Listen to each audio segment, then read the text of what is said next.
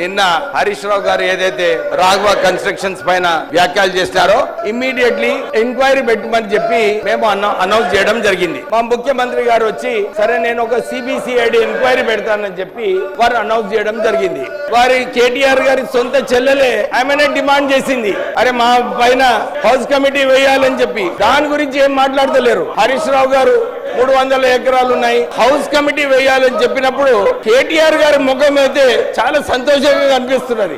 ఎందుకంటే బాబా పైన ఏదైతే ఎంక్వైరీ చేస్తున్నారో చాలా మంచి విషయం అని చెప్పి చూడండి నవ్వుతున్నాడు కేటీఆర్ గారు. అంటే వారు చాలా హ్యాపీగా ఉన్నారు. మా బావను ఇరికించినందుకు వారు చాలా హ్యాపీగా ఉన్నారు. రాష్ట్ర ప్రభుత్వము నోటీస్ ఇచ్చింది రాఘవ కన్స్ట్రక్షన్స్ కి.